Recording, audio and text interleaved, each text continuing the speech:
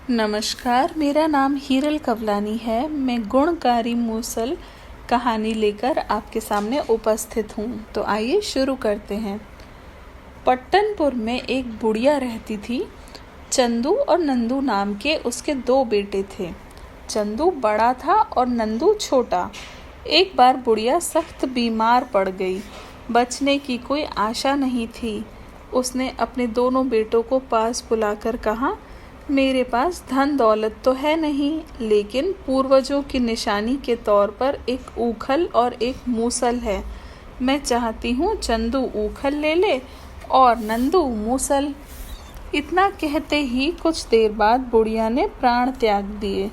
कुछ दिन बीते तो चंदू ने सोचा, ऊखल लेकर मैं क्या करूँगा। वह उसे वहीं छोड़कर कामकाज की तलाश में शहर की ओर निकल पड़ा। उधर नंदू ने सोचा कि यह मूसल मेरी माँ के स्नेह की सौगात होने के साथ ही पूर्वजों की निशानी भी है, अतः मैं इसे अपने साथ रखूँगा। वह जहाँ कहीं भी जाता मूसल अपने साथ रखता था। एक दिन वह मूसल साथ लेकर लकड़ियाँ लाने जंगल में गया। उसने लकड़ियाँ एकत्र कर गट्ठर बनाया और चलने को हुआ कि तभी एक सांप उसके सामने आ गया। नंदू उसे देखकर भयभीत हो गया।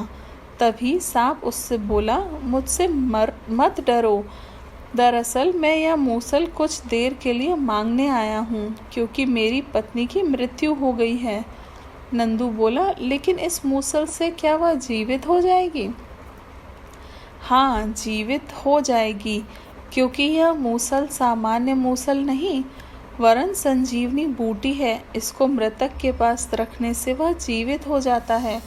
यकीन न हो तो साथ चलकर देख लो। नंदू उसके साथ उसकी मृत पत्नी के निकट गया। जब सांप ने उसके पास मूसल रखा तो वह जीवित हो गई। फिर सांप ने नंदू को धन्यवाद दिया और नागिन के साथ अपने बिल में चला गया। नंदू जब गांव लौट रहा था तब रास्ते में एक मृत कुत्ता मिला। नंदू ने मूसल कुत्ते के मुंह के पास रखा तो वह भी जीवित हो गया। उसने भी नंदू को धन्यवाद दिया। फिर बोला कि तुमने मुझे जीवन दान दिया है, अतः अब मैं तुम्हारे साथ रहकर तुम्हारी सेवा करूँगा। कुछ ही दिनों में पूरे पट्टनपुर में नंदू के गुणकारी मूसल के चर्चे होने लगे। यह बात दूर दराज के गांवों तक भी फैल गई। धीरे धीरे यह खबर देश के राजा तक भी पहुंची। संयोगवश राजपुत्री का उसी दिन निधन हो गया था।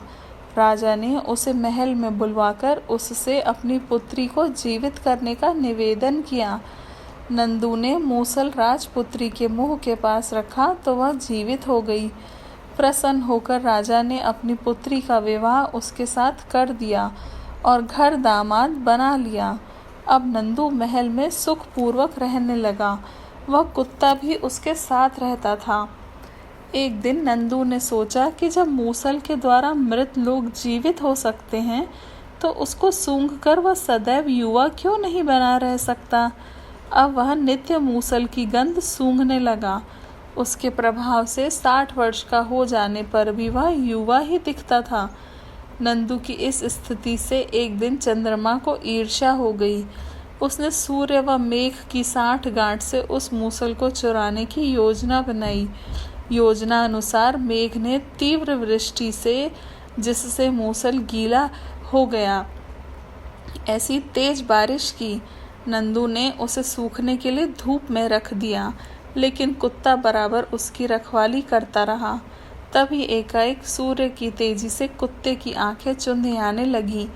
तब मौके का लाभ उठाकर चंद्रमा मूसल चुराने के लिए आगे बढ़ा, लेकिन तभी कुत्ते ने भौंकते हुए उस पर झपट्टा मारा, जिससे वह जख्मी हो गया।